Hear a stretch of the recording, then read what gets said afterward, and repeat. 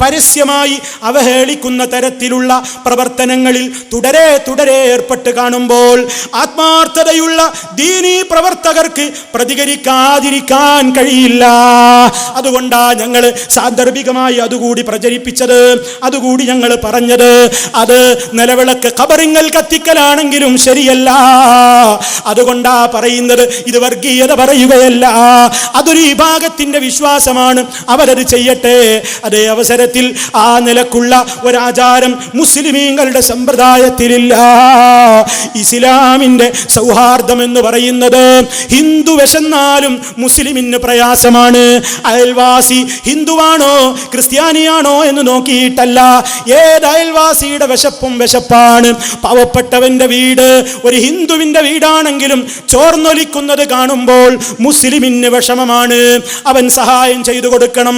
പാവപ്പെട്ടവനായ ആരാണെങ്കിലും അയൽവാസിയാണെങ്കിലും അല്ലെങ്കിലും ഹിന്ദുവെന്നോ ക്രിസ്ത്യാനിയെന്നോ നോക്കാതെ സഹായിച്ചാൽ പ്രതിഫലമുണ്ട്. നബിതങ്ങൾ അതാണ് പഠിപ്പിച്ചിട്ടുള്ളത്. അതല്ലാതെ ഒരു സമുദായത്തിന്റെ ആചാരങ്ങളെ നമ്മളും സ്വീകരിക്കുക, നമ്മുടെ ആചാരങ്ങളെ അവരും സ്വീകരിക്കുക, ഈ നിലക്ക് മതസൗഹാർദ്ദത്തിന് പുറപ്പെട്ടാൽ ഇവിടെ സൗഹാർദ്ദമേ ഉണ്ടാവുകയുള്ളൂ, മതമുണ്ടാകില്ല.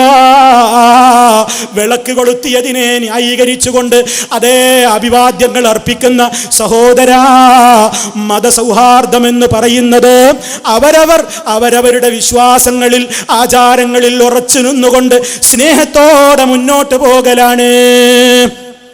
ഇതാണ് എനിക്ക് എൻ്റെ സഹോദരങ്ങളെ ഉണർത്തുന്നത്.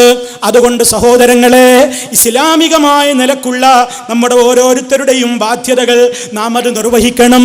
ഇസ്ലാമാണ് ഏറ്റവും കൂടുതൽ ഇന്ന് ചർച്ച ചെയ്യപ്പെടുന്ന വിഷയം. അത് ശരിക്കും പഠിക്കുകയും വിലയിരുത്തുകയും മനസ്സിലാക്കുകയും ചെയ്തുകൊണ്ട് ഇസ്ലാമിൻ്റെ സുന്ദരമായ ആദർശങ്ങളിലേക്ക് ആശയങ്ങളിലേക്ക് വരാൻ വാശി വെടിഞ്ഞുകൊണ്ട് വൈരാഗ്യം വെടിഞ്ഞുകൊണ്ട് എൻ്റെ പ്രിയപ്പെട്ട സഹോദരന്മാരെ സഹോദരിമാരെ, നിങ്ങൾ ശ്രദ്ധിക്കണം, നിങ്ങൾ ശ്രമിക്കണം. നിങ്ങളുടെ തെറ്റിദ്ധാരണകൾ മാറ്റിവെച്ചുകൊണ്ട് ഞാൻ ഈ പറഞ്ഞ കാര്യങ്ങളുടെ വസ്തുതകളെ നിങ്ങൾ അന്വേഷിച്ചറിയണം, അത് പഠിക്കണം. ജീവിതത്തിൽ പടച്ച റബ്ബിനെ ഭയപ്പെടണം. എന്തിനാണ് നമ്മൾ ഈ പ്രസംഗിക്കുന്നത്? ആരോടെങ്കിലും വാശി തീർക്കാനാണോ? കുഴപ്പമുണ്ടാക്കാനാണോ? അല്ല അല്ല, എനിക്കും നിങ്ങൾക്കും പോയി കിടക്കാനുള്ള, പോയി നിന്ന് മറുപടി പറയാനുള്ള ഒരു ദിവസമുണ്ട്. واتقوا يوما ترجعون فيه إلى الله ثم توفى كل نفس ما كسبت وهم لا يظلمون. ഓ ജനങ്ങളെ, നിങ്ങൾ സൂക്ഷിക്കണേ. യൗമൻ, ഒരു ദിവസത്തെ നിങ്ങൾ ഭയപ്പെടണേ. ആ ദിവസം ഏതാണ്? തുർജഊന ഫീഹി ഇലല്ലാഹ്, പടച്ച റബ്ബിന്റെ കോടതിയിലേക്ക് നമുക്ക് മടങ്ങണം. ഈ പ്രസംഗിക്കുന്ന സാധുവായ എനിക്കും റബ്ബിനെ കാണണം. ഇവിടെ ശാന്തമായി ഇരിക്കുന്നവർക്കും കാണണം, ബഹളം കൂട്ടുന്നവർക്കും മരിച്ചു പോകണം. എല്ലാവർക്കും അല്ലാഹുവിന്റെ കോടതിയിലെത്തണം. പടച്ച റബ്ബ് നമ്മളോട് ചോദിക്കുമ്പോൾ നിങ്ങളുടെ വിശ്വാസം നിങ്ങൾ എന്തേ ശരിയാക്കാഞ്ഞത്?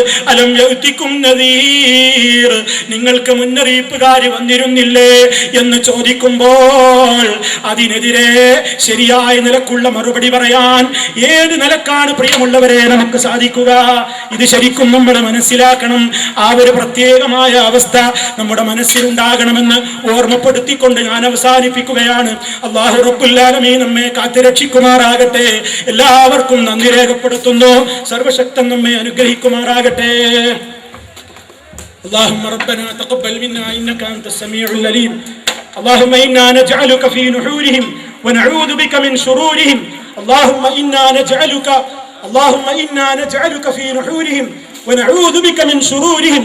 اللهم ربنا تقبل منا إنك أنت السميع العليم وتب علينا إنك أنت التواب الرحيم واغفر لنا إنك أنت الغفور الرحيم. اللهم توفنا مسلمين والحقنا بالصالحين والحمد لله رب العالمين. والسلام عليكم ورحمة الله وبركاته.